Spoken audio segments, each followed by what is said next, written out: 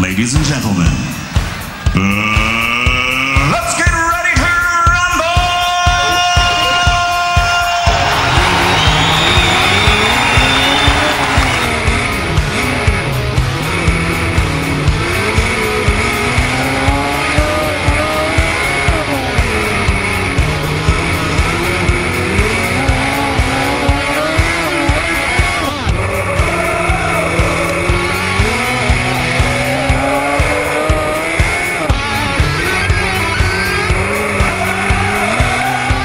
And now, almost alive from his iRacing gaming console in the back bedroom of his house, the only man to be blacklisted from the blacklist, Dirty Dan Smith.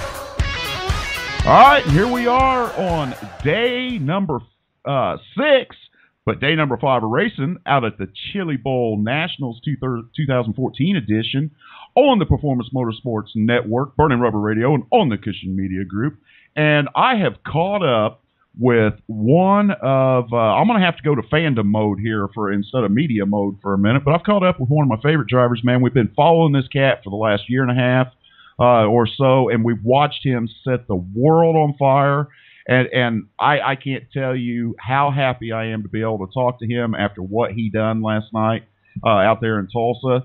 But we have none other than the modern-day outlaw, Christopher Bell, on the phone with us. How you doing, Chris? Doing good. How are you? Doing all right, man. You ought to be wore out after putting in that work last night. Yeah, it was pretty cool to be able to run so well there at the Expo Center. So just getting rested up and getting ready for Saturday night.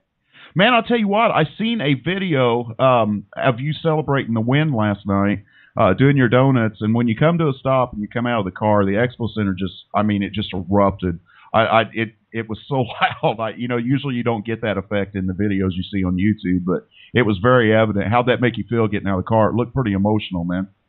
Yeah, it definitely was. It was pretty cool to see the crowd get so into it. And, it's kind of running at the Chili Bowl has always been special to me because it's one of the few times that I get to race in Oklahoma. So it's kind of like racing in front of my home crowd there. Yeah, last year, about this time last year, we were talking, and you allowed me to release the news about you being able to run for Keith Coons last year at the Chili Bowl for the first time with him, and now you're back with him.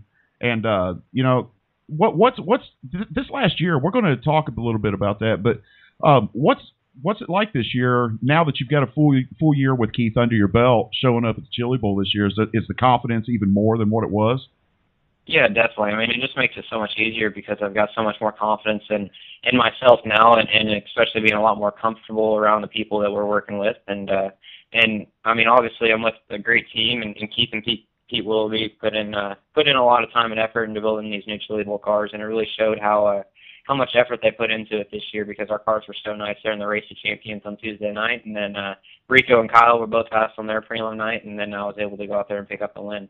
Go ahead. You touched on something there, Chris, and let's go ahead and open that can of worms now. You touched on the new Chili Bowl cars this year, and we're seeing a lot more people bring the lightweight specialized cars for the Chili Bowl this year, to kind of try to match up with the Swindells. And how do you liking that new car out there this year?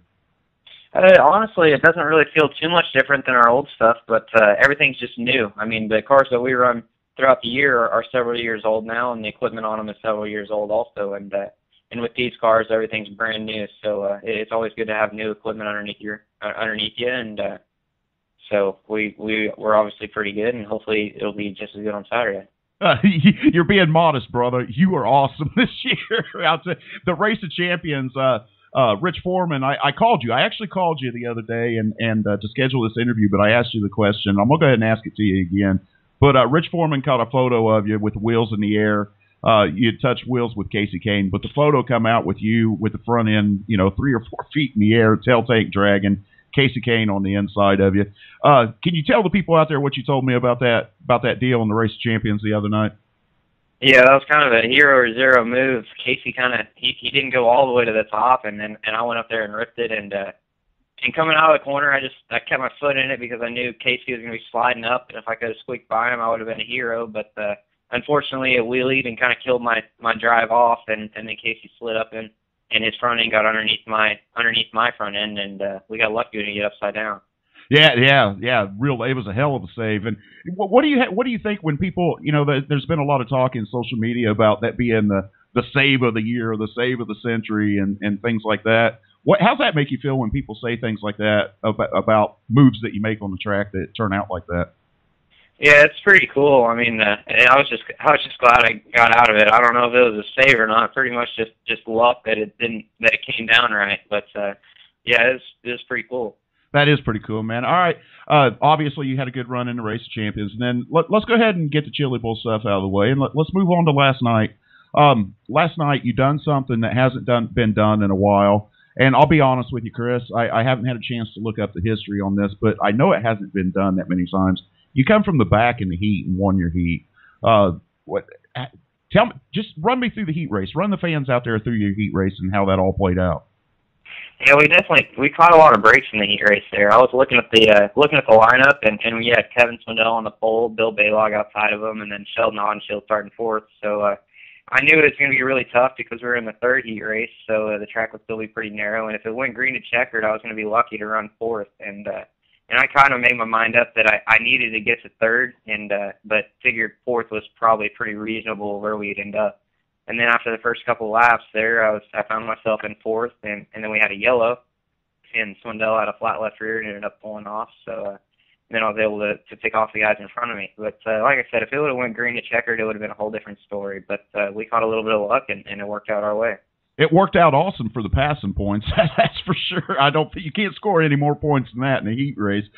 Speaking of that, you flexed your muscle early last night, and the point total that you put up was just tremendous and put you on the pole for the A main. But let's move back. What was your mindset going into the A main, starting on the pole? We obviously know how it turned out, and we're going to talk about that. But what was your mindset going in, knowing that you had the pole for the A main? It was pretty relaxing knowing that I started on the front row. I mean, it's the Expo Center is pretty tight racing, and you can find yourself have a really good car, but they're running side by side in front of you, and you can't go anywhere. But so that's what's nice about starting on the front row, is that you don't have to worry about passing anyone. You can kind of run your race and then make sure that you don't mess up and make mistakes. Now, during the features, okay, we're moving on to the feature now, and the feature's underway. And you pretty much was able to do what you wanted to do. You could run high, you could run low, you could run the middle. The only time you really got any pressure from the demon, Damian Gardner, was when you guys got in traffic. But you cleared that last traffic and ended up pulling away. And I seen your comments in the press interview last night that you seen his nose a couple times. But can you take a minute and run us through the A feature from green flag to finish? I mean, it was quick. It was 5 minutes and it was over. So I'm not sure how much of it you remember, but can you kind of run us through what happened in the A main? Yeah, absolutely. Before I even strapped in, I made up my mind that I was going to commit to the top, and as soon as the green went out, I was going to go to the top. But then whenever we got pushed out there with the four-wheelers, I was looking around, and I said, man, the bottom looks pretty nice. And then I ran the first couple laps down there, and then it started slowing down, so I decided to move up. But it's funny. They said that I saw Damien's nose, which it actually wasn't Damien, but I caught the first lap car, and it happened to be a black car, and he was running the top, so I passed him around the bottom, and then next thing I know, he moved to the bottom, and then was kept up with me. So it was actually the lap car that I was seeing, but it was a black car, and he was running the bottom, so I figured it was Damien. But yeah, it was pretty cool to be able to get through the lap traffic.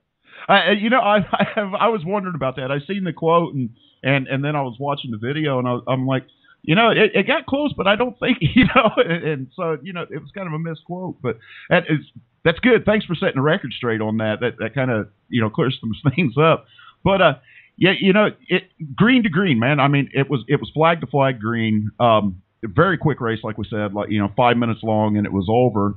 Did you even break a sweat, brother?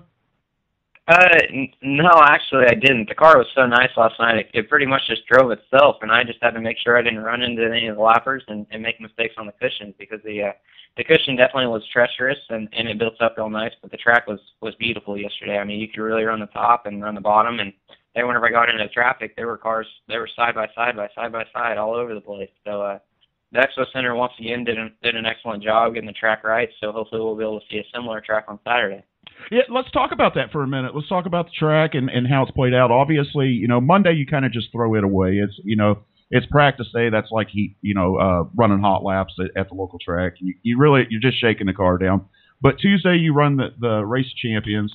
And what have you seen this week? We've talked to several different racers, but what have you seen personally with the track conditions this week? Other than they're doing a good job, I mean, just kind of some of the specifics of what the tracks went through this week, change-wise. Yeah, I mean, with it being indoors, it also makes it helpful for the track crew because they don't have to deal with the weather, and then they have those tillers there that they can kind of pretty much do whatever they want with the racetrack, and that makes it nice. They can keep a good grip on it. But I mean, you see so often that once they start working the racetrack, to the top becomes the dominant line, and it's tough to keep the bottom up with it. Like you saw that in the Race of Champions, everyone preferred the top, and then no one could get going on the bottom. And it seemed to be that way on Tuesday night too. But Wednesday, there's same got going around the bottom, and then last night the top was so treacherous that the bottom was really good. What are you looking for tonight? There's, we've got one more night of preliminary events tonight, and there's a lot of heavy hitters still left tonight to run. I guess let's stop right there for a minute. Let's go. I said there's a lot of heavy hitters left to run tonight, but you're one of those heavy hitters now. A year later, after we talked to you this time last year, exactly 1 year later, now you're in that category of heavy hitters. How does that make you feel, Chris? It's definitely pretty cool to be able to be classified in the same group as guys like Kevin Swindell and Larson and Sammy Swindell. So, I mean, it definitely is. It's humbling to know that you're up there with that group of caliber of drivers, but in the same deal, you always got to perform so you can stay up there with them. Now, that leads me into my next question. There was I put out some questionnaires in preparation to talk to you today to some insider people and things like that, and I won't say the name of who gave me this question, but somebody had wanted me to ask you, and you led right into that. How do you deal with the pressure? You're young. You're just coming onto the scene. You're a year really into it now on the national scene. How do you handle that pressure, Chris? I just try not to put very much pressure onto myself. But, I mean, before Chili Bowl heat race, that's probably the most nervous I ever get I've ever been in my racing career so far. And obviously that's not very long, but I've run a couple of big races like Belleville and then the Granite City race, which paid $10,000 to win, and Eldora 4 Crown. But out of the 4 times I've run the Chili Bowl, the heat race, man, I'm always about to throw up before I go out. It's just something about the Chili Bowl that it really means a lot to me, and to be able to run good there is really special. So, like I said, before the heat race on my preliminary night at the Chili Bowl, that's probably the most nervous I'll ever get. Man, I'll tell you what, it is your home. Really, it's a hometown race, hometown track for you, and it's obvious what it means to you. And like I said in that video last night after you won the feature, the emotion showed. So I cannot wait to see the emotion that shows tomorrow night when you pick up the Golden Driller. Man, that'd be nice. It's going to be tough, though. I know Sammy's going to be real good. I mean, there's just so many good cars that you have to beat, but it really is cool knowing that our cars are as good as they are, and we're going to have a shot. Now, your teammates, you mentioned them a little bit, Kyle Larson and Rico Brew and Tanner. All of you are running pretty good this week. Kyle flexed his muscle in that Race of Champions. Rico showed that he was able to run strong. Keith Coons Motorsports is looking really good this week. Is there any added pressure having teammates like Kyle, now that he's up at the NASCAR ranks, and Rico, he's coming on the national scene in a big way? You guys are all kind of, running that same path together. Do you guys lean on each other quite a bit? No, I mean, it's pretty cool because we're all buddies and we're all friends and we're all there to support each other and try and run 1, 2, 3, and 4. So, I mean, it's kind of it's a deal where we all like to see each other run well, but obviously we all want to beat each other too. So, I mean, it's just kind of a friendly competition game, I guess. Gotcha. If we can, Chris, let's move into some some personal stuff now that maybe the fans don't know, and some questions, fluff questions, if you don't mind, and we'll get those out of the way.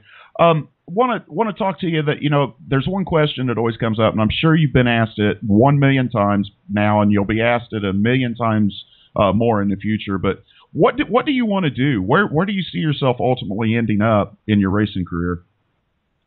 And I don't know. Like you said, I've been obviously asked that quite a bit, but I always answer it the same. I'm living my dream right now. I'm getting to race for a living and make money doing it. So, if sprint cars and midget is what my life holds, then so be it, and I'll be happy as I could be doing it, because this is obviously what I love. And even if I do get the opportunity to go to pavement stuff and run IndyCar or NASCAR, I'm still going to be whenever I have off nights in the sprint cars and the midget. So I mean, I'm living my dream right now. So anything from here is a plus. I love it, man. I love that answer. You're a gasser, man. You're a gasser. You're a true racer, and you live it, breathe it, eat it, sleep it, man. And I love it. Let's talk about iRacing a little bit. I know you're a big iRacer. Have you had a chance to do much iRacing lately? No, I haven't in probably a good month or so. I mean, I left probably the end of, or middle of December to go to New Zealand, and then right after New Zealand we came out here, and then I leave Monday from Oklahoma to go to Australia. So I haven't been able to get on there for a while, but I'll be looking forward whenever I get home to get back on it. Man, I'll tell you what, Chris, somebody's going to swear that you and I planned these questions and answers out, because you're leading right into my next question. You've had the chance to go to New Zealand, and you went over there and you put an exclamation point on the trip with a win over there. And then, of course, there was the controversial issue over there with I don't know if you want to talk about that. I don't even know that it needs to be talked about. But I do want to talk about the win that you picked up over there. So can you tell us a little bit about your trip to New Zealand and what it was like and being able to win on a different continent? Yeah, it was pretty cool, because we don't ever get to, or that was my first time ever being outside the United States. So it was cool to see the different culture. And as soon as I walked out of the airport and got to see the cars, the steering wheel was on the wrong side of the car, and they're driving on the wrong side of the road. So it's definitely different. But then whenever you get to the racetrack, I mean, you're still turning left around an oval. So it was pretty cool to see the fan base that they get down there. It basically reminded me of an outdoor Chili Bowl, because the Chili Bowl is the only event that we get to race in front of that many people. That's pretty cool. What is there anything that's still like at the forefront of your mind that maybe you talked about culture over there and some of the things that happen and the way they live over there? Is there anything that you've brought back that you really like that you understand what I'm trying to ask? Anything that's at the forefront of your mind that you really liked about being over there? Yeah, I know what you're trying to ask, but no, definitely not. I mean, I love America, and I love it even more now that I got to experience a different country, and it made me realize how good we have it over here. So I'm glad to be back, that's for sure. Good deal, man. We've seen some pictures of Rico asleep on couches and on the benches of push vehicles and all kinds of things. He was over there in New Zealand with you. Did you ever mess with him? Did he ever end up with any painted fingernails or makeup on or anything like that? Or do you guys practical joke each other like that? We hung out quite a bit, obviously, because all the Americans were staying in the same place. But it was just a good time getting to be there with the Americans, and we took it easy on each other. All right, good deal, man. Now, we'd be remiss if we did not mention that you are the 2013 USAC Honda Midget National Dirt Champion. You are the 2013 Indiana Midget Week Champion. You are the 2013 Power Eye Midget Week Champion. I can't even begin to say how many heat race and feature wins that you picked up in 2013. You've come slamming onto the scene. Which win, this is going to put you on the spot, but what, out of all those wins and all those accomplishments in 2013, which one sticks out the most in your mind?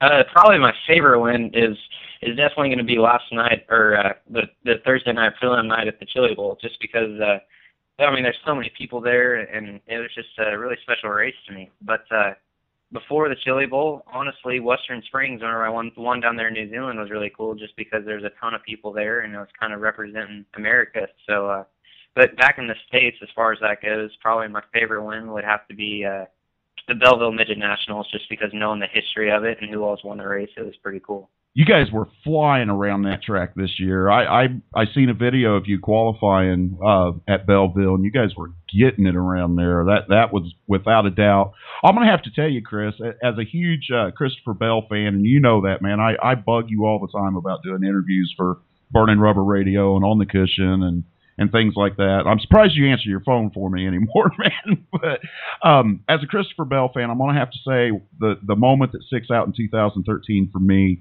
with you, and it's only because I was there to see it, was you and Kyle Larson battling for the win at Kokomo at Indiana Midget Week, and you not only picking up the win that night, but capping it off with the championship. That was a pretty cool deal. Yeah, definitely. Kokomo was a pretty cool race, and it was awesome to be able to run with my teammate like that. All right, man. I know we're tying up a bunch of your time, and today's your free day and kind of day to relax, but just a few more questions for you, and we'll let you go, man. 2014, what's 2014 hold in store after the Chili Bowl's over for Christopher Bell? I'm really excited for 2014. I'm going to be teamed up with a bunch of good teams and hopefully be able to run a lot of races. And I ended up running 104 races in 2013 and looking to run 120 to 130 in 2014. So I'll be running the full midget schedule with Keith Coons, and then the full USAC Silver Crown schedule with the Team 6R. That's the team that I run for earlier this year, or in 2013.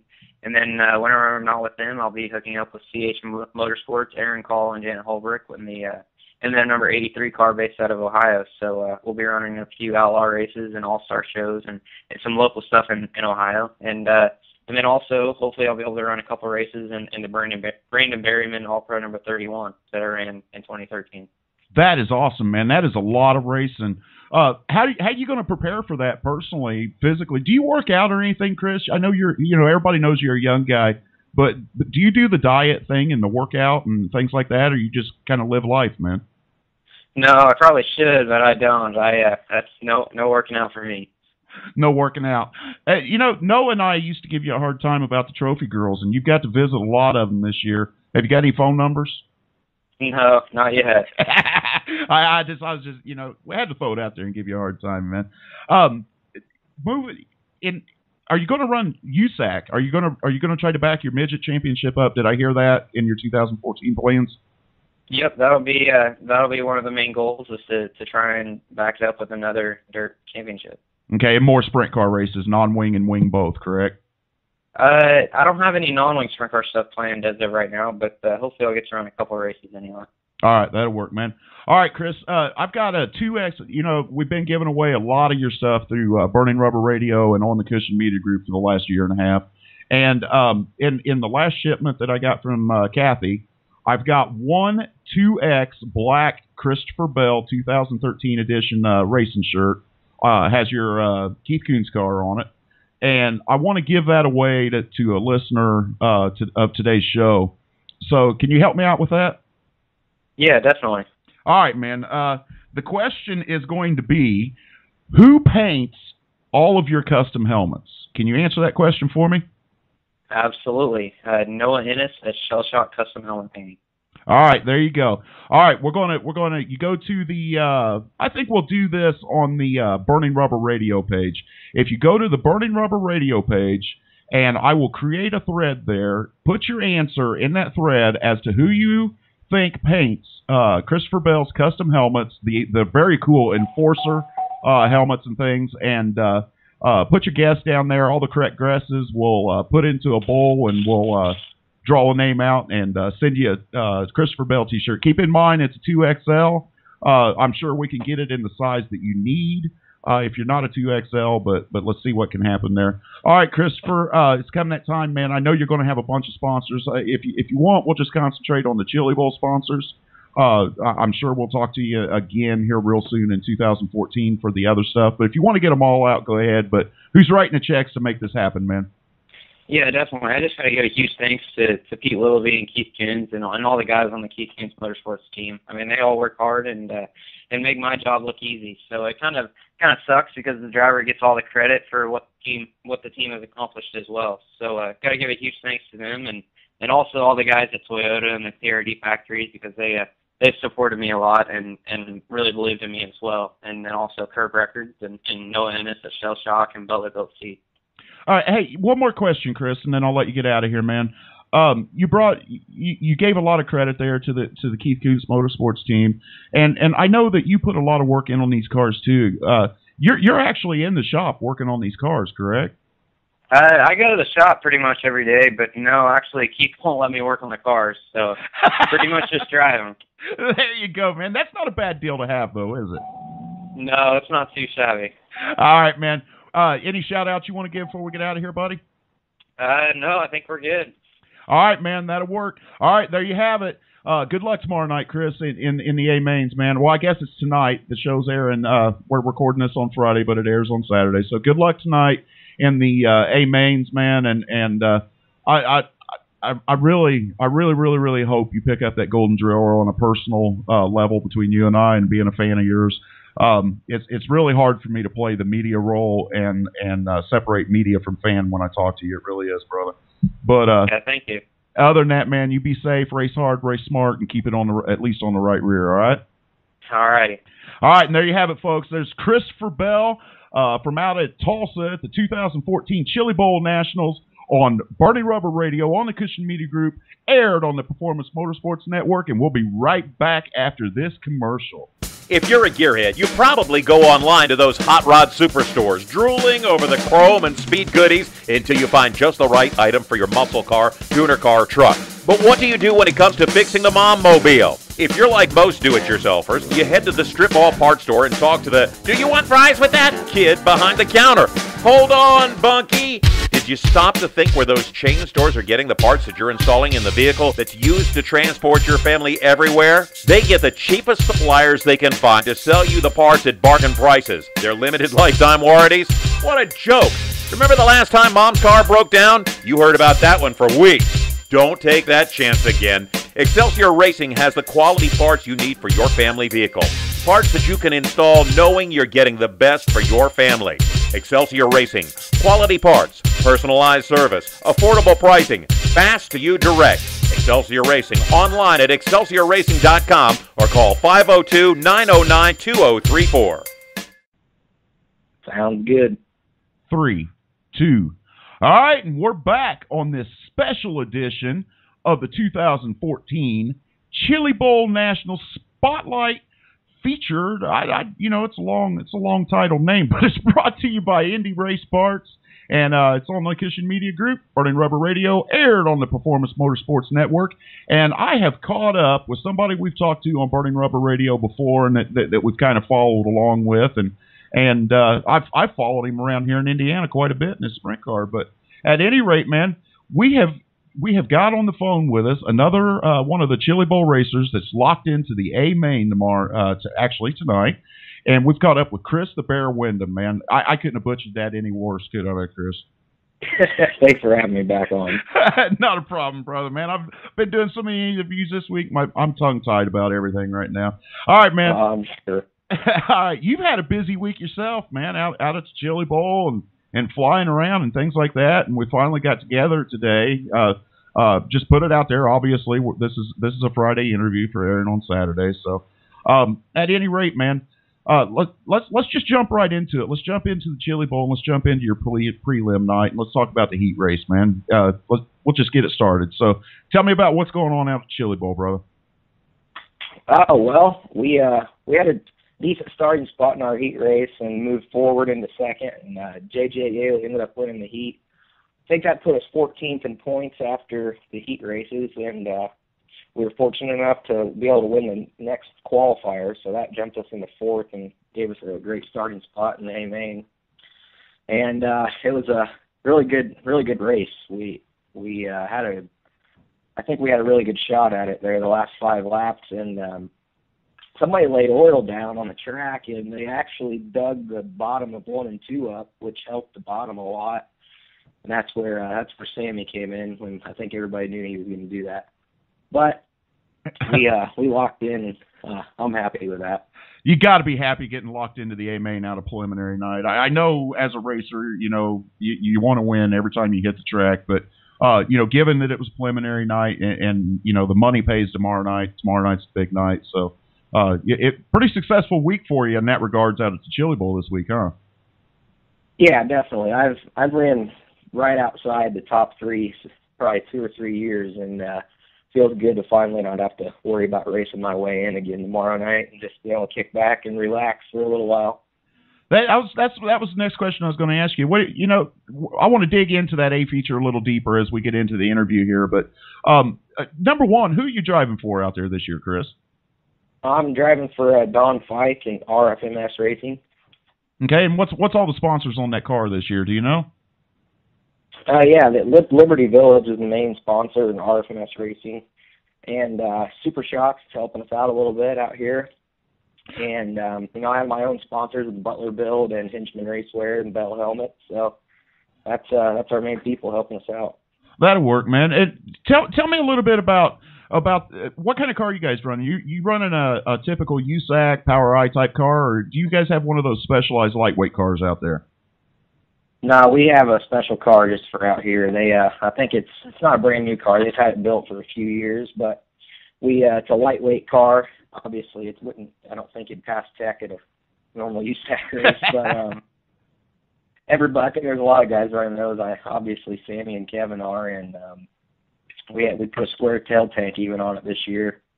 Now, and so, yeah. you brought. I'm sorry, Chris. I didn't mean to interrupt you. We've been talking about that, and it's kind of a big story out there this year. There is a lot more of the quote unquote. I don't like calling specialized cars, but we need to figure out a better name for those as media. But quote unquote specialized cars. There's a lot more of them out there this year than there has been in the last 4 or 5 years that the Swindell dominance has went on.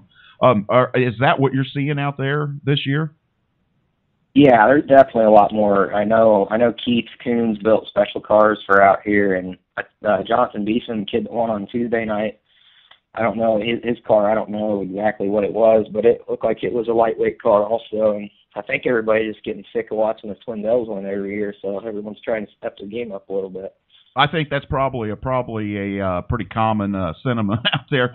You brought up Jonathan Beeson. Yeah, you brought up the Jonathan Beeson car, the Hard 8 car, and did you happen to? I know you were busy in transit and stuff the last day or so, but did you happen to see Harley White last night in the other Hard 8 car? I didn't. I didn't get to watch any of the races last night. I tried following it on Twitter, but I heard that the car was fast last night.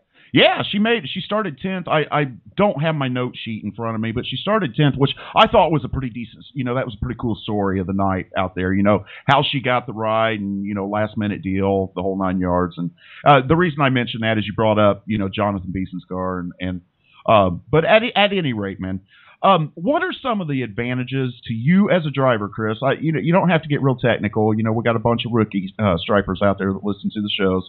But to you as a driver, what's some of the advantages of these quote-unquote specialized lightweight cars versus, your normal USAC midget or sanctioned midget?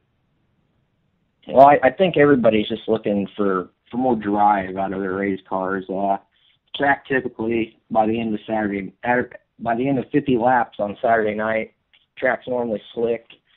And I think that's where Kevin and Sammy shine. They just seem to have a lot more drive off the corners than a lot of guys. And I think everybody's striving to get there with these lighter weight cars and trying to get the weight transfer to the back faster and trying to build these special tail tanks for downforce. And it's hard just being able to run a car like that once a year. It's hard to really practice and figure out what you really need to do, but I think that's probably the main advantage is trying to get them light and get them hooked up off the corners.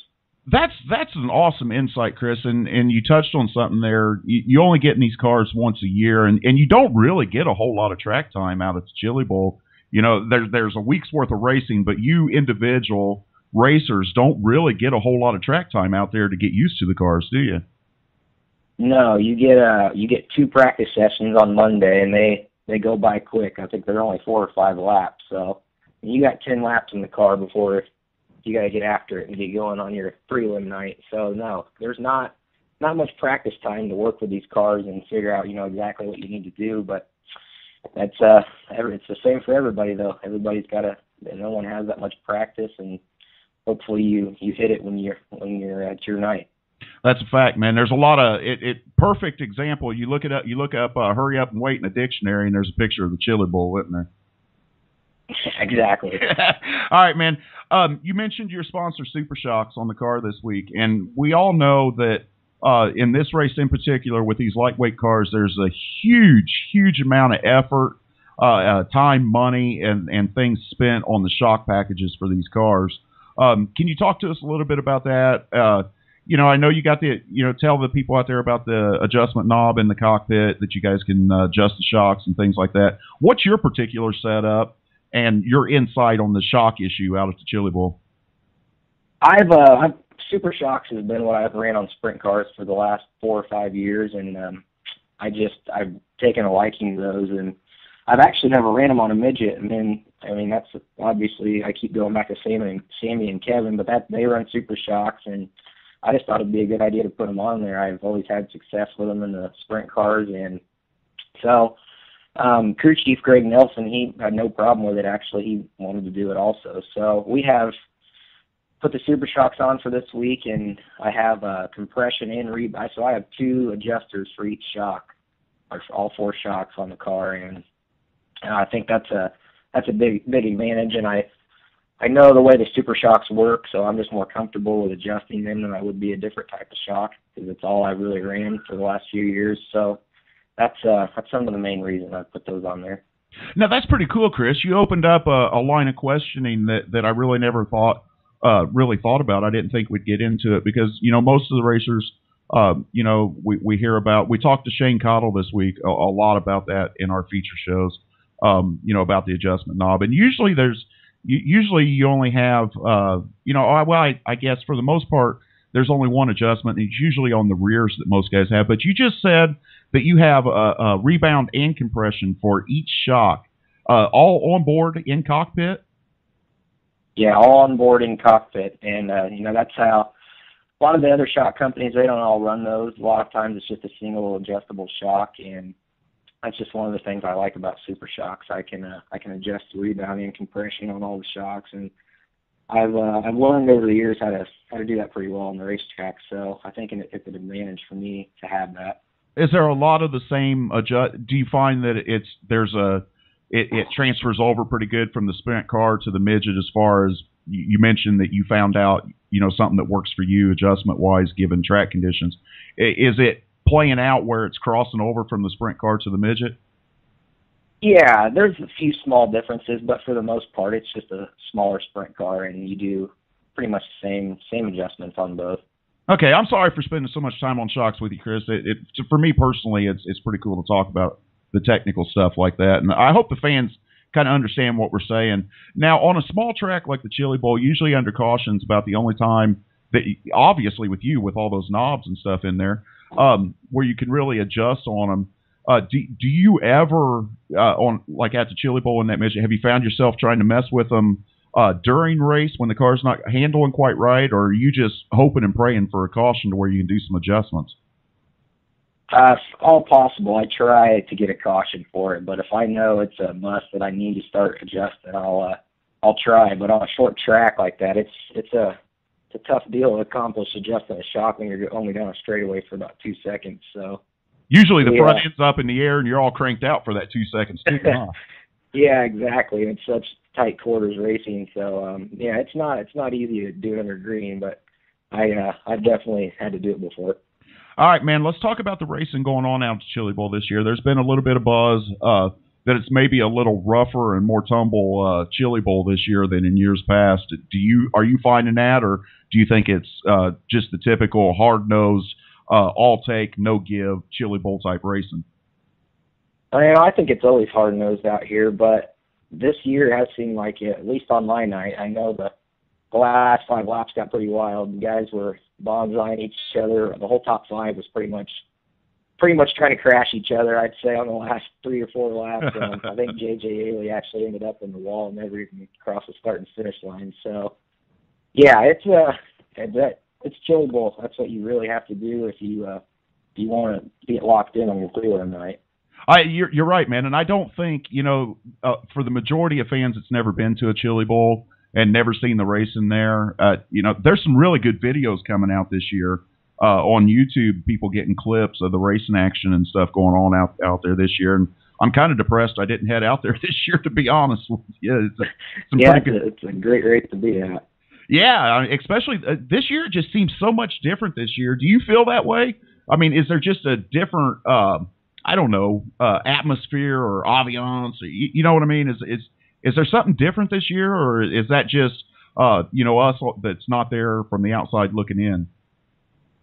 I don't think it's much different. I haven't noticed, but I left yesterday and I haven't been there for a day, so I was just focused on what I was doing the night I raced. So it seems pretty typical year to me, but maybe on the outside looking in, it might be a little different.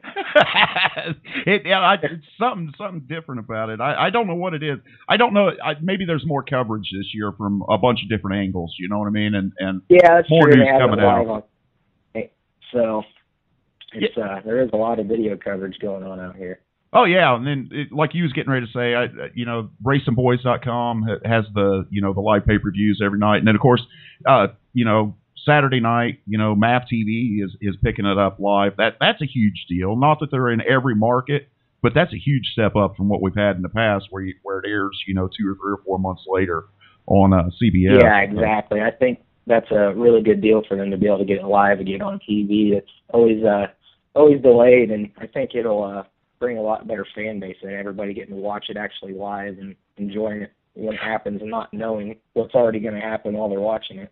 Right, I agree with you, man. And I don't know that this. I'm gonna throw this out there. I can't say anything officially. I have no inside knowledge, but I can't help but to think that Sean Buckley at JackSlash.com has a huge part in making that happen with the success that he's had of putting the Indiana sprint car races on MAV TV this year. I really think that he's played a big part in that and deserves a pat on the back, whether it's official or not. You know what I mean? Yeah, exactly. He does a great job at trying to promote open wheel racing any way he can, get it back on TV. So I'm sure he has had a lot to do with it. All right, man. Let's leave the Chili Bowl in the past right now, and let's talk about Chris Windom, the racer, as far away from the sprint cars and away from the dirt. And we know that you do some pavement racing. We know you've run Daytona and you've run some stock car stuff and things like that. Is there any news on that front or anything, or is there anything that maybe we need to keep our eyes and ears open for later on in the year? Stuff's still in the works. I had to actually leave yesterday to go out in California and test the stock car at Irwindale Speedway. So trying to move forward with that next year, but also I'm going to be doing a lot of the open wheel stuff still. I still have a full-time ride in all 3 divisions, so regardless of what happens, I'm going to be super busy next year with racing every weekend, probably starting in February and all the way through November. That is awesome, man. You're running all 3 USAC divisions, is that what I heard, for points for championships again this year? That is cool, man. That is cool. I cannot wait to see that. Let's talk about the Silver Crown cars a little bit. I know you kind of like those cars a little bit, and you have a lot of success. You have a lot of success in every car you get in, but for some reason, I may be wrong, but you like the Silver Crown cars, correct? I do. I only ran a couple races before this past year. It was actually technically my rookie season running them, and we had a lot of success all year long. I really enjoy running on the miles with them, and I think they're just a really neat type of race car to drive. They're different than anything else, really, especially on the big tracks. It's more of a long-distance marathon race than it is a short sprint car race, and I enjoy running those cars a lot. That's cool, man. And here's a question that I ask every dirt racer. Dry slick in a driver's type track or hammer down, everybody's a hero? Sometimes I like both. I don't know if I'd pick the one or the other. I think dry slick probably is when the driver really comes out and you got to pick a line. You got to figure out where you're going. Like you said, when it's hammered down fast, everybody can be a hero. Yeah, on the dry slick, it kind of an equalizer too on the money differences in equipment too. Where horsepower is really at a disadvantage on a dry slick track, unless somebody like you that knows how to work your shocks and can get it hooked up. But all right, Chris, we've kind of reached that time in the show, man, where we flew through this interview segment, and it always happens like this with you. I always wish that we always have more time with you to talk, and it never ends up that way. But tell us again. You mentioned your sponsors once, but let's go ahead and get them out there again, man, because they're the ones that really make this happen. Go ahead and run me through the list of 2014 sponsors again, buddy.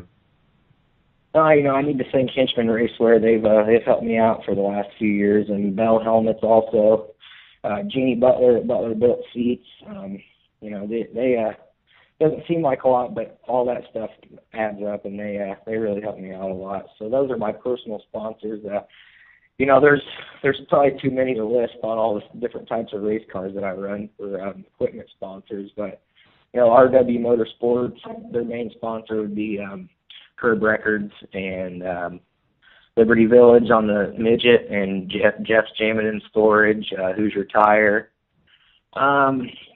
Claxton Engines. Jeff Claxton's helped me out a lot over the years, get rides and just stuff beyond building engines. He's helped me a lot. So I'm sure I'm leaving a lot of people out, but you know, there's a lot of people that put in to helping it's helped my career over the last 5 or 6 years. That's a fact, man. And Chris, you're a pretty good friend of the show, man. So this is not the last time we're going to talk. We'll get all them sponsors out, and I kind of put you on the spot asking you that, so I'll take responsibility for that. But is there anybody else out there on a personal level in listener land, fans, family, anything like that you want to give a shout out to before we get out of here, brother? Yeah, I mean, all my family, everyone is a huge supporter of me. You know, I don't think one person more than the other, but my parents, my sisters, uncles, grandma, everybody, they're all following this live. They're all texting and tweeting and wanting to get updates every 10 minutes. So, you know, it's nice having a feeling knowing there's a lot of people that care about what you're doing.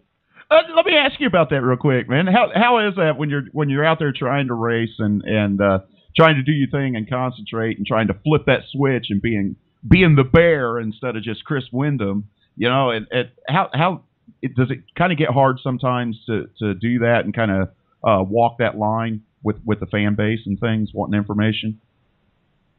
Yeah, you know, sometimes if there's a lot of downtime, I'll get on my phone and I'll check Twitter or I'll respond to text messages, but a lot of the times I just like to be focusing on what I'm doing, and you know, there's not a lot of time to be on your phone looking at stuff and people asking you for updates, you know, every 10 minutes. Normally I just wait, and once everything's over, I'll respond to everybody. Well, that's pretty cool, man. All right, Chris, how do people follow you? Facebook, you mentioned Facebook, Twitter, and things like that. What's the, for lack of a better term, address to find you at on those sites, man? My Twitter name is @WindhamChris, just my name spelled backwards, and then Facebook name, just type in my name, and that's my Facebook page, and that's my 2 accounts. I just created an Instagram account. I need some followers on there. So there you go. What's the name at Instagram? What's the name at Instagram? Just my name typed in again. Okay, perfect. Hey, okay, one more question. I promise. This is the last one, Chris. This is the last one, and I promise. How did you get the nickname the Bear? You know what? I get asked that so often, and I don't know where it started. And I honestly, there's so many different little stories I hear. I don't know really why it started. I don't know if it's just my personality and that short, dark haired, and maybe look like a bear. I don't know.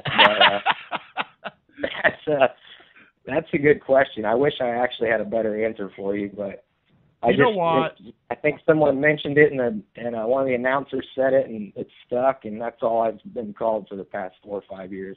I can relate. You know, I don't know how I got the nickname Dirty Dan, but about 1.5 years ago, somebody started calling me that on Facebook, and then it just kind of stuck. Everybody just started calling me Dirty Dan. So I can relate, Chris.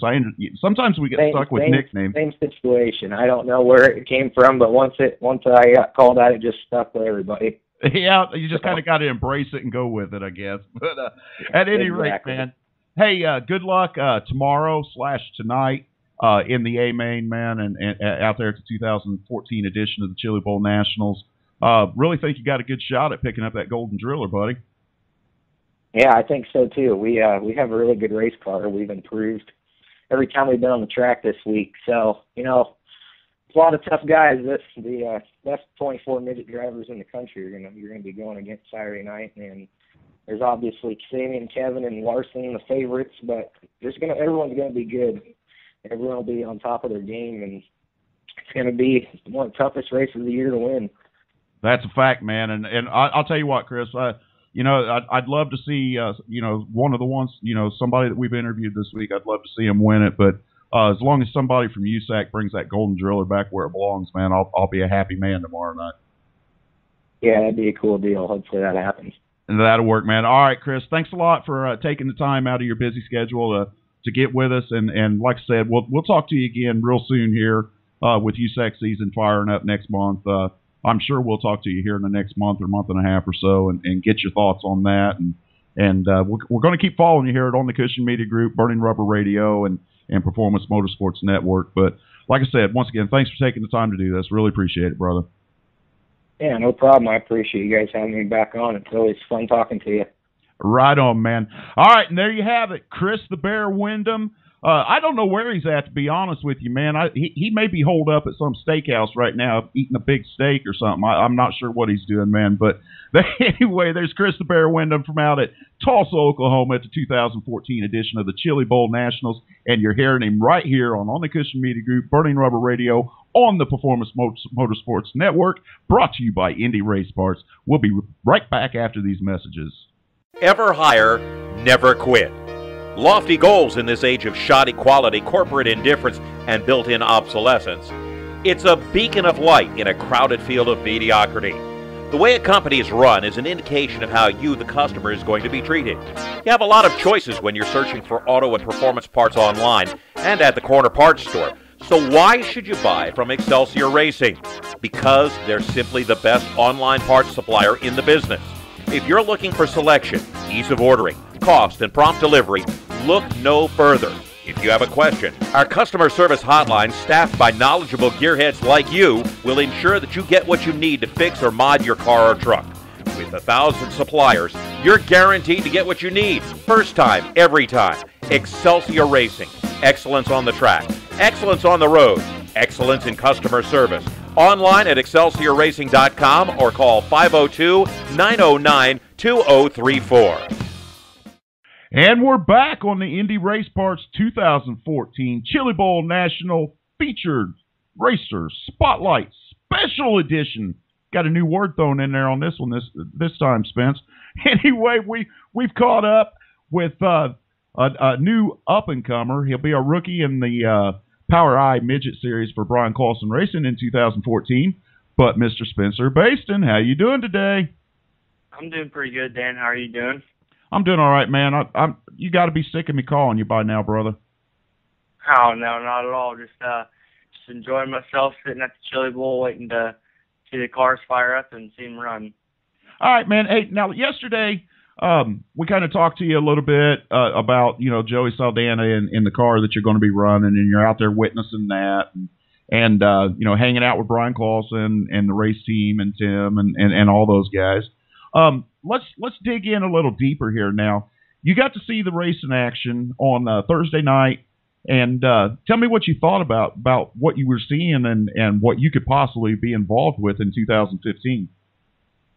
This track is so unique in driving style and the way you got to drive it. It looks real tight, and I've talked to a few drivers now. Peyton Pierce is one of them, and he was saying it really actually isn't that tight, but it definitely takes a different driving style to be able to get around this place quickly, and it takes everyone a few laps to get it figured out. So I was just trying to get a feel for what it was like out there. Now that's interesting, and I'm glad to hear that you're doing that out there. That you're actually out there doing your homework and trying to get ready and asking questions and trying to figure out what you need to do. Now, what they're telling you and what you're learning out there at the Chili Bowl, do you think that's going to carry over into the Power I Series that you're going to be running next year? Yeah, a little bit. Maybe on car feel and stuff. But every track's different. Every track takes a different driving style and a different way to get around it. And a couple tricks to do on those tracks. But it'll definitely be helpful getting to talk to people for coming back here, and I guess it's 2015 will be the next time out here. So definitely trying to get a feel. But yeah, all these cars are so similar, so it takes a really good driver to get it to go fast. So everyone has their own ways of doing that. So I'm just trying to get as much as I can. Now, I talked to Rich Foreman earlier, and he said you guys run into each other, and I told him, said, Rich, I'll call you as soon as I get done with Spencer. Rich is he's put a lot of photographs out there of you and things like that, and I know you guys got a little bit of a relationship going. What's probably one of your favorite Rich Foreman photo pictures that you've seen out there that he's posted to you? Oh gosh, he does some awesome work. Yeah, I have a lot of favorites of other drivers, and we got a few of them in our shop actually hanging up some big posters of mine at Logan Sport in the 600, and probably a lot of those cage stands. Those cage stands are pretty sweet photos, and some of those action shots are sweet. But yeah, the editing work and stuff he does, his camera, the positions he gets in to take those photos is pretty creative, and he gets it done better than anyone else. That he does, man. I posted a picture of you. I'm not sure who took it, but I posted a picture of you from your win at Anderson Speedway on Facebook the other day. And there was actually 4 or 5 people that said, hey, I was just sitting off to the left of that, in the stands off to the left. And I was just sitting off to the stands off to the right. You have a pretty decent fan base going already with what you've been doing. How's that make you feel, man, that there's actually people paying attention to what you're doing? It's a cool feeling to have the support and the people behind me that are in the stands cheering me on. That really kind of boost my confidence a little bit. And it's cool to hear people talk about their experiences and their past racing and hear about what they think of the cars today and the tracks and stuff. So I really enjoy getting to talk to those people, and it's really cool to have people like that behind me. That's cool, man. Now let's talk about your deal with Brian Clausen and Brian Clausen Racing next year, and we covered a little bit of this in your Blacklisted Promotions. Obviously, you're a 2014 Blacklisted Promotions featured racer, but we talked a little bit about this in that interview. But out at the Chili Bowl, or at any time for that matter, have you actually had a chance to sit down with Brian? And has he given you any insider tips or anything like that of what to look out for or what you need to be concentrating on for 2014? Yeah, we've talked a lot this past year and a little bit while we're here, but he's so busy as you can imagine being down here with all these people. So I try to stay out of his way when he's busy. But yeah, we talk a little bit about what we can do in 2014 and what I need to look for, and we were talking about the schedule for Power Ride and what we can add to it to get as many tracks as we can and see and get more experience for years to come. So yeah, I really enjoy talking to him. He's extremely knowledgeable on this kind of racing stuff. So it's nice having him here. Have you guys? He's helped you out on the racing end quite a bit. Have you guys talked about, or has he thrown you any of his knowledge on how to deal with what you and I were talking about just before that question with the media and the fans and things like that? Yeah, he's got a lot of tricks and secrets that I don't know if he wants me saying or not, but whenever we go to a track, he always tells me kind of entry and when I should be trying, what I shouldn't be doing, and he helps me out a lot on a lot of those things, and Tim's there right behind him helping me out, and Al and all those guys are so helpful when it comes to being my first time on a new track. So yeah, it's a lot of help, and stuff he tells me is extremely helpful. I can feel it in the car when he tells me to change something or adjust some shocks or so yeah, it's real nice to have him there. That's pretty cool, man. All right, Spence, tell me about your Chili Bowl experience, because you're out there and for the first time and seeing it all with your own eyes for the first time. What's some of the things at the forefront of your mind that you're taking away from this weekend, separate from all the information and knowledge that you're gathering, but just as a fan, what's some of the biggest things that's at the forefront of your mind the last couple of days? Oh my gosh, this place is cool. I mean, it's in the middle of the winter, so a lot of guys get to come out here and have some fun, and everyone's here. I mean, there's no other races going on right now, so it's a place to be, and that brings all the best drivers in the nation, and you can see them all under one roof is really cool. I learn a lot just from spectating, and I can't imagine what it's going to be like when I get to drive here. I can't wait to see you race at Chili Bowl, man. I can't wait to see you in 2014. Has there been any discussion about Indiana Midget Week, or obviously you'll run the Power I Midget Week, but has there been any discussion about the Indiana Midget Week yet? Yeah, we talked a little bit about it, but they want me running, of course, the Power I schedule this year, and some of those Power I races are co-sanctioned with USAC, and Brian wants me to go for rookie points when I get to USAC, but in order to do that, I can't run over 8 races in a year, I'm pretty sure that is. So we already got 6, and possibly one of those are going to get rained out. So we might try a couple USAC races, and if we have enough room or enough weekends, we can do that. We might try to hop in and out of one night at a midget week, but so we can't run over that limit. Otherwise, I won't be able to run for rookie points when I get there. So that's kind of our goal.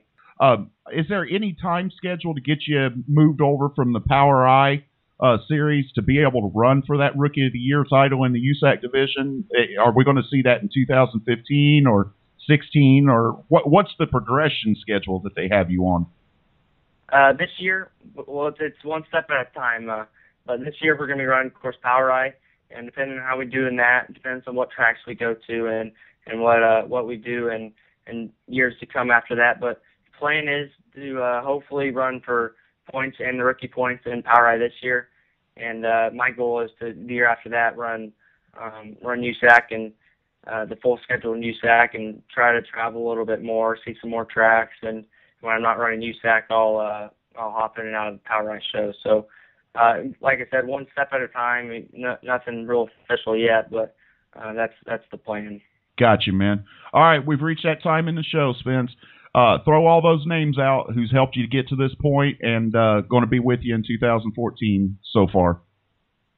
Definitely Brian Clausen, Tim Clausen, Big Al, Tyler, any of those guys that helped me in the crew, my dad, my mom, sister, family, my Uncle Bart, he put that website together, which is awesome. And Hugo Helberg, he got that going. So just shout out to those guys and the Kenyans. This past year, I drove one of their cars, and they are some amazing people. Their series is real cool, real fun to drive. So yeah, all those people that ever helped me, and those fans that are up in the stands watching me and cheering me on. It's really cool to have all those people. It's hard to believe you're only 15 years old, Spence, when the way you answer these questions and your outlook, and just how grounded you are, man. It's really cool to talk to a young guy coming up like this, and I can't wait because as you and I've talked in the past, we're kind of like with you on the ground floor here and going to follow you through and do what we can to help keep the Spencer Baston name out there and go from there. But at any rate, man, any shout outs you want to give before we get out of here? Yeah, all those people I just listed. The Kenyans, I forgot to tell or say them a couple interviews ago. So definitely them. And like I said, anyone that's helped me for sure, my family especially. So yeah, all the people that have helped me so far. It's awesome. Now you left your dad Brett back in Indiana this week, didn't you? Yeah, he had a kind of business commitment that unfortunately lined up just on the right days. This Chili Bowl, he couldn't be here, but next year when we're hopefully out here running, he said he'll be a little bit different. He might have to skip that one. So yeah, but my uncle was nice enough to drive me out here, so we're having a good time. That's pretty cool, man. All right, we're going to get ready to get out of here, Spence, and like I said, we'll follow you. People can follow. Real quick, put your website out there, Twitter, Facebook, and all that real quick, buddy. SpencerBaston.com is my website. You can find me on Twitter at Spencer Baston. Facebook, I have a racing page and a personal page. My official racing page is Spencer Baston Racing. So search me there, find me, follow me this season. I'll keep you guys updated, and I'll see you all in 2014. That'll work, man. All right, Spence, you take care, and we'll catch you when you get back to Indiana, buddy. All right, thank you a lot.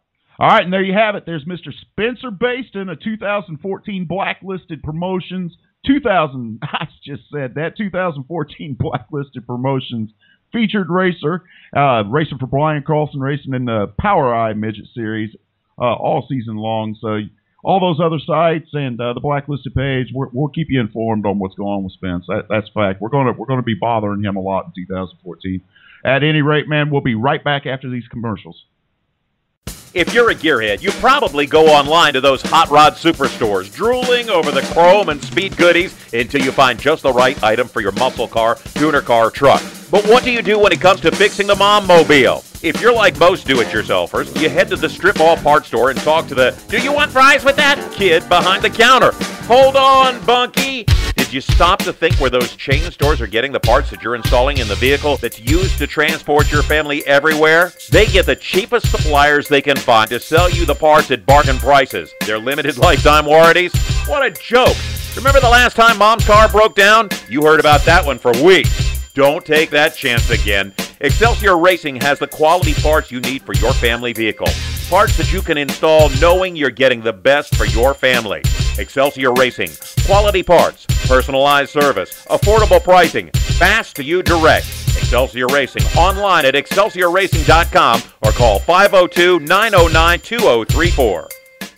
All right, and here we are. We're back on this special edition of the Indy Race Parts 2014 Chili Bowl Spotlight Special on the Cushion Media Group. Burning Rubber Radio, aired on the Performance Motorsports Network. I got through it. I've got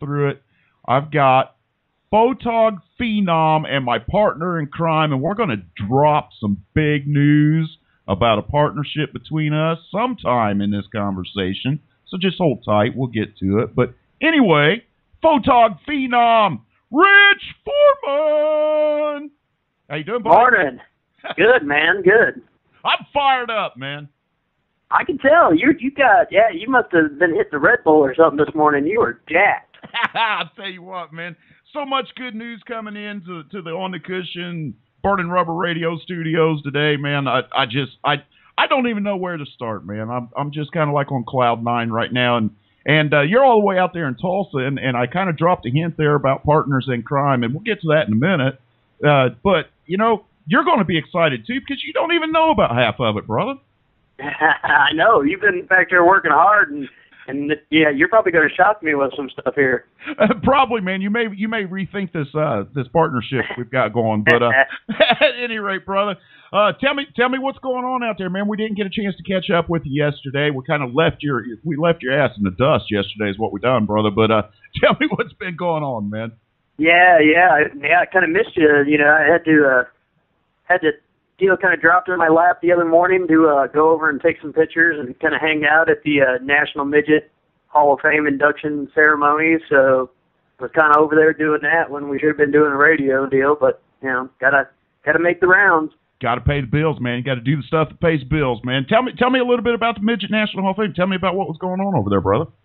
It was cool. They had their yearly induction ceremony into their Hall of Fame, and they had Johnny Rutherford there to induct into the USAC National Hall of Fame. They finally caught up with him, and my good friend Barb and all them over there kind of went over there and hung out with them, took some pictures. You know, got to hang out with Johnny Rutherford, and Bobby Unser was over there, and many others. So it was a fun time. You remember when I told you on our preview show if I could reach this microphone, I'd slap the shit out of you?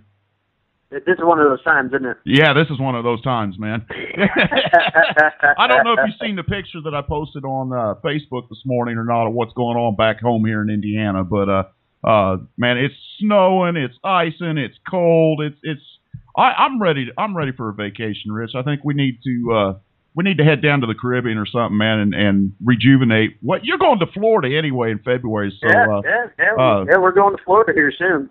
Man, I almost had to hit the beep button because I about gave you a piece of my mind on that one, brother. Right. At any rate, man. All right, let's get serious here, man. Let's talk about this Chili Bowl. It's no big secret we're recording this show on Friday. It's going to air on Saturday, so we don't know what's going to happen in prelim night tonight on Friday night. There's a bunch of heavy hitters tonight. But what we do know at this point, we know who's in the A feature at this point. We kind of know what the B's and the C's and the alphabet soup's going to look like. We're going to fill in the rest of that picture tonight. But looking at who's there and what we know at this point at 4:00 p.m. on Friday, who do you think? What are you looking at, man? What are you looking at for the A feature Saturday night? Man, I think we're going to get us a new Chili Bowl champion. It's looking like it's pretty much anybody's race right now. I mean, some of your heavy hitters, still got to go through some B's, on Saturday. I mean, you got, Kyle's in a B, Kevin Swindell's in a B, Rico Brew's in a B, JJ Yaley's in a B. I mean, there's a lot of guys that got some work to do on Saturday. So, we got some guys that are locked in that, I don't think anybody really kind of thought of. Well, you got Jonathan Beeson and Caleb Armstrong already locked in. Well, I was talking to Chris Windom earlier about the Hard 8 cars and Harley White last night. Wow. She did good, yeah. Just wow, man. Just wow. Yeah. Coming out of nowhere, man. Last minute ride, and boom, here she is. Started 10th in the A main last night, I don't have my note sheet right here in front of me, so I can't spit it out where she finished, but, A main, on short notice. So, now you rattled off a lot of names there, but in Friday night's prelims, I mean, a lot of people that you and I know well. We got KT Juniors rolling off tonight. We got John Stambro, Double D, the People's Champ, Dave Darling, Corey Kruzman, CJ Leary, Brian Clausen, Tanner Thorson, Jack Honshaw, Wes Mack. I mean, come on, and that's just to name a few. So Casey Kane. Yeah, Casey Kane's rolling off tonight. It's a who's who tonight. It really is, man. I cannot believe the talent that's out there. But let's break this down a little bit. You and I have spent a lot of time talking about specialized cars, and I hate putting that specialized tag on, but that's essentially what it is. These Chili Bowl cars. The Swindell dominance over the last 4 or 5 years, there were some other, lightweight cars out there, or Chili Bowl cars. But this year, we've seen a major, major influx of not only those chassis, but shock packages, engine packages, the secret square tail tanks. You know what I mean? It's crazy. Tell me what you're seeing out there with your own eyes. Yeah, there is a lot of good stuff out here. And like you said, everybody's got something specialized. I've heard it all the way down to the motor plates. Guys got special motor plates in for just this race only. Everybody's trying to get a little bit here and a little bit there, and like you said, shocks. Huge. All the shock companies out here they're going crazy. They're running around. They're doing work, and tire guys are looking at tires, and motor guys are going around and trying to squeeze every little bit out of the motors, and it's pretty big. It's gonna be good. You mentioned that. Now, you're on the road quite a bit, Rich, and you go to a lot of big races. And, of course, we know you travel with USAC and a lot of other series and divisions. And you're in a lot of pits. And I know that at the local track, at the big races, you see the shock companies there and you see the guys busy. But what you just told me is what you just explained. Is it something, that is out of the ordinary, the way these shock companies and the focus on this area of the cars? Yeah, like you said, they're usually at the racetracks and stuff like that, but they're definitely way tuned in today. Like they're constantly. I've walked by trailers of these guys, and I don't think I've ever walked by a shock company trailer that the dyno hadn't been running. They've got their dynos running all the time, trying to find something, trying to tweak something, and they're definitely been very busy this week. It's just, to me, there's just something a little different this year about the Chili Bowl, and I'm kind of kicking myself in the butt for not heading out there this year, as how the week's playing out here. Now, talk to me a little bit about what you've seen track condition-wise. We keep hearing, the throttles told us that we've seen 3 different track conditions so far this week, and all the other racers have agreed upon with that. Yep. Is that kind of what you're seeing too? Yeah, it's been a little bit different each and every night. last night, I mean, coming off of turn 2, it was a wheelie fest in the feature, and I mean, I think I got a shot at Chase Stockton on one wheel coming off turn 2. I mean, it was crazy heavy up there, and they were just going at it. And it has. It's been a little bit different each and every night.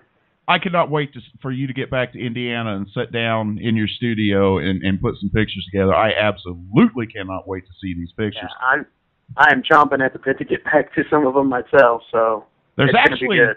There's actually one that I'm really looking forward to, and I know which one I'm getting ready to ask about. I actually texted you in the middle of the race last night and said, "Hey, did you get a picture of this?" But our old buddy Kevin Olson out there in an open face helmet and a red bandana. Tell me you got a picture of it, brother. Oh yeah, yep. Kevin every year does that, and every year I try to get that picture of him running that open face helmet. He's definitely a very neat character for sure. See, and I act like it's never been done before, and I know that he does it. He done it up at Fort Wayne too, and I love it, man. It's such a throwback to a time, and it takes me back to that what you and I discussed probably once or twice this week, at least once, possibly twice, about doing a throwback of the famous Indy Mile picture or the flip-off picture, and you just don't see that stuff anymore, and it's so cool to see things like that, and I cannot wait to see what you do with that photograph of him. And so that's what I'm looking forward to personally, and go from there. And I can't wait to see what you do with the Christopher Bell shot with Casey Kane once you're able to get in the studio and work on that. Yeah, exactly. It's going to be a pretty cool deal. Is there speaking of that, in that feature last night? Speaking of Christopher Bell, the feature last night was only 5 minutes long, so I don't know how you got any shots off, but.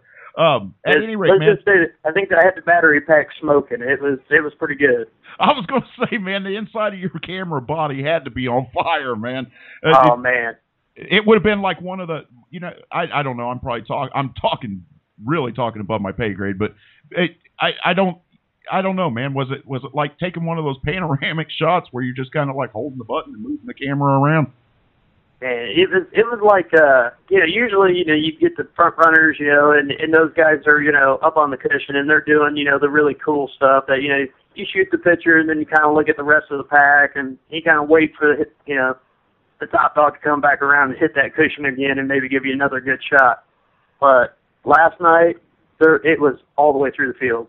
I mean, it was shoot the guys out front, shoot the guys in the middle, shoot the guys in the back, and then do it all over again. I mean, it was nonstop, just shoot. I mean, it was just great racing all the way through the pack last night.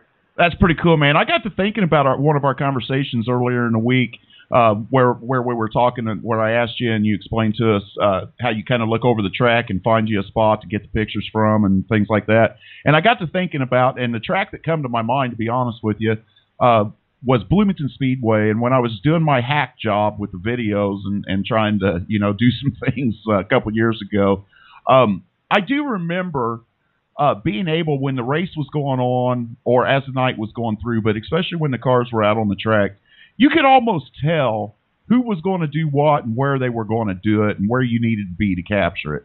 Obviously, I didn't get footage or shots like you get, but what I'm saying is it just put it into my head that, I understand what he was saying now, I get it, man. I get it. I really do. You look for that guy that his setup is, conducive to great shots for what the racetrack's given. Yeah, exactly. Some guys are, they're, the way they've got their car set up, they got it more locked down and stuff like that. Those are the kind of guys you maybe want to shoot more on the entry of the corner where they're just cranking it in real hard.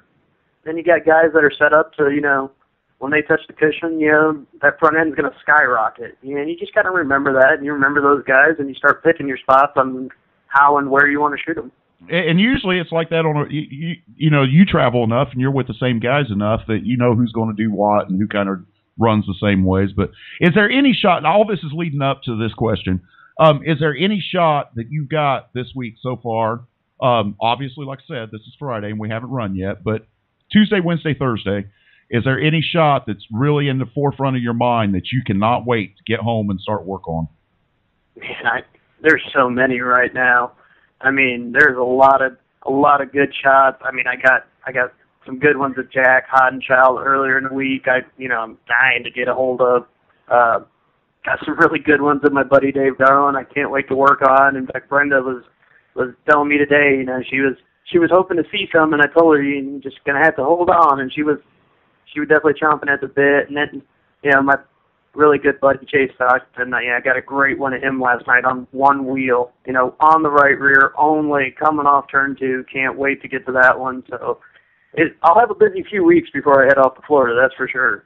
Man, you're killing me. That means I'm going to have to wait forever to see some of this stuff, man. I cannot wait to see. I really can't, man. I really can't. The few pictures that you've sent me have me chomping at the bit, bro. They really do, and you haven't even done any work to them, man. They're just straight from the card to the computer and sent to me, man. And I felt bad about releasing, the 3 that you sent to me. I felt bad, or 4. I felt bad about putting them out there, and just simply because I know what kind of work you do. But we've talked about that enough.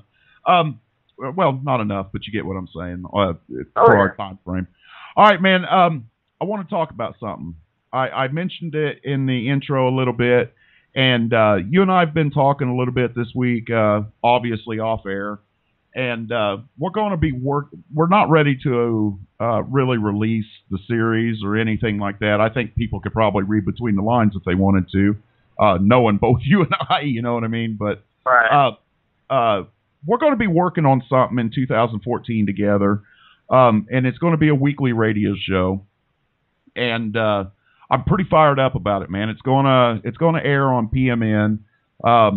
You and I still need to sit down and decide where we're going to run it through, but it is going to air on the Performance Motorsports Network, and of course be archived and all that. But we're going to create a website for it and things like that.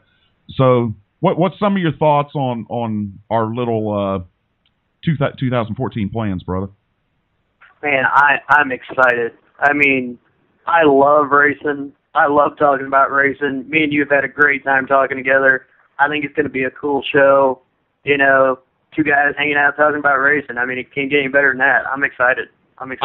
I'm fired up for it. I've done some preliminaries, talked to some drivers, and we have the support of the drivers, Rich, to do it, man. I've talked to some of the racers, and like I said, they're fired up about it. There's nothing out there like it where we're talking about putting our focus at. There's not a weekly radio show, that's devoted to this, and people's pretty excited about it on the inside, man. I cannot wait to release the full details of it, but like I said, we got to wait for you to get back here to Indiana, and we need to get those, the final details ironed out on it, but. I just want to thank you for.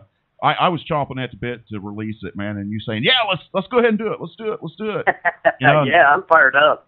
I think if we recorded our off-air conversations, man, gee, many crickets. I don't know if my computer would have enough memory to hold all that information. But all right, tell me what you're doing. What you're going to be. What are you looking for? Heading into the 2014 season. We've left the Chili Bowl, man. What are you looking for in 2014? Man, I'm looking for a good year.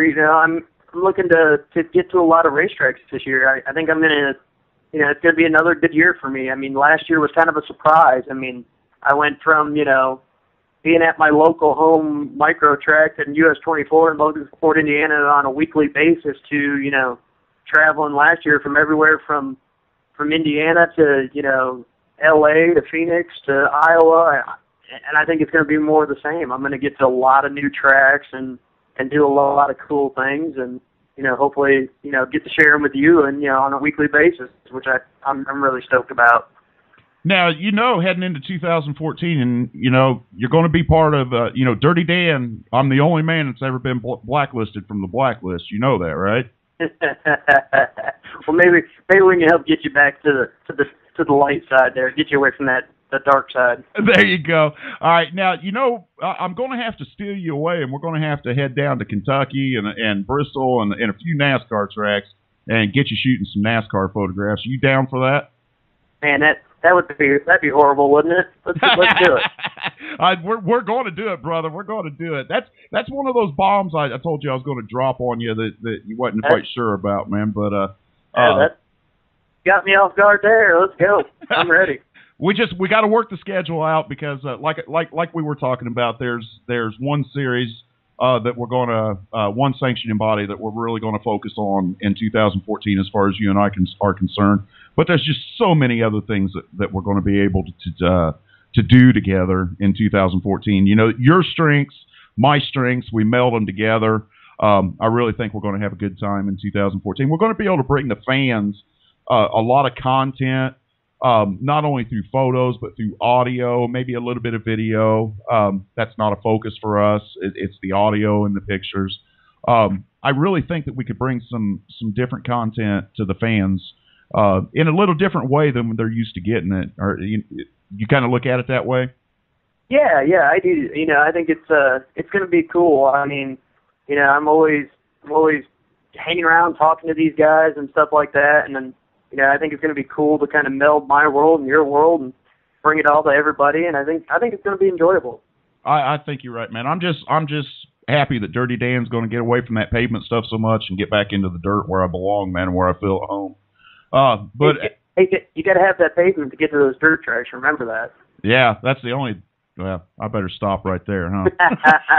You're supposed to be bringing me to the kinder, gentler side, so I'll just stop right there. But at any rate, man, you know, I just don't know what to say, Rich. This went from a chance meeting at the airport in Indianapolis, like we talked about in the previous show, back in November, to where we are today, and it's really taken off. And on a personal level, man, I really look forward to spending 2014 by your side, man, and seeing what we can do.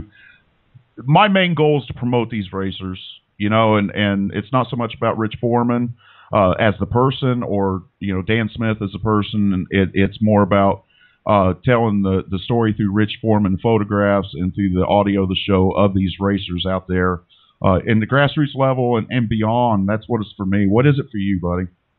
Man, that's just it. I mean, that's why I do this, is for these guys out here. I mean, you know, everybody from the little guy to the big guy. I mean, they're all heroes in my eyes. I mean, they do something that is just phenomenal, you know, and they go out there and they wield these race cars and you know, they do what they do, and I just feel like I'm lucky just to capture, you know, a moment of that, and sometimes, you know, you just add a little joy to their world as far as getting, you know, a cool picture. That's a fact, man. I asked Spencer. I tried to put Spencer Baston on the spot just a little while ago and asked him about his favorite Rich Foreman photograph that he had taken of him, and he was talking about some posters that he's got hanging in his garage that you done for him. And real quick, Rich, let's put it out there, and we haven't done it for a few days, man. But how do people check out your gallery and give us all the specifics on how people can check your work out and buy your work? Yeah, I got a website. It's called richforemanphotos.com, and got lots of galleries on there. And you know, pretty much anywhere I shoot, you know, I've got my pictures up, and you know, then I've got some custom pieces in there. You know, always trying to push the envelope and make something cool and something neat. And you know, I got galleries on there for that, and you know, you can look it up, and it's all order online and ship it right to you, or bring it to the racetrack even. So, you know, try to do whatever I can to get the pictures in the people's hands. Now, for any racetrack promoters or race teams or just race drivers out there that want to have some custom work done, throw it out there. Just give us kind of, you know, in a nutshell, some of the custom things that you do and some of the services that you provide to not all, you know. I guess we could break it down between the two. Promoters, what are some of the services that you would be able to provide to track promoters or series promoters? Yeah, on that type of stuff, you know, I've obviously I've done a lot of race ad stuff here in the last few years. You know, basically kind of putting up like a promo flyer, you know, designing that up, and that's kind of went pretty big with that. And I've done some logos for some races, some micro races, the High Banks Hustle last year in Southern Illinois. I did the logo for that race. So, you know, logo work, promotional stuff like that as far as on the track side. And then, you know, done some ad work for some companies. Out here this week with RW Motorsports in Fontana, you know, kind of worked out a deal with them to do their ads for Speed and Sport News in return for my trip out here. So, done a lot of ad work for magazines and stuff like that for companies, and created brochures and flyers and banners and done stuff like that. So pretty much anything I can try to get it. That'll work, man. Now on the driver's side, what kind of services are you able to offer racers and race teams? Yeah, we do pictures, we do hero cards, sponsor photos, giveaway stuff, for their sponsors for the end of the year, pictures, work a deal with Tim Grant, so we do some, custom plaques and trophy type things and stuff like that. Now, what's the Rich? I'm drawing a blank real quick, man. Your graphics company, you got the Rich Foreman photos, but you got Vision. Is it Vision One Graphics? Yeah, One Vision Designs. I just kind of wanted to separate the two for a while, and so it's just kind of like a basically they're together deal. But yeah, it's One Vision. The Facebook page is One Vision Designs and Rich Foreman Photos. Gotcha, man. Now you're going to be busy developing a logo for our new show, right? I didn't throw that one on you until just now. I'm kind of putting you on the spot, man. Oh, I've already had the wheels turning. I wouldn't have it any other way. Wouldn't have it any other way than you dropping on me last minute. But I already had the wheels turning on that one. There you go, brother. It's good. I'm serious, man. You said it, man, and I'm just so freaking fired up. And that was freaking everybody. I didn't go to the dark side. It's fired up about 2014. It's not even funny, man.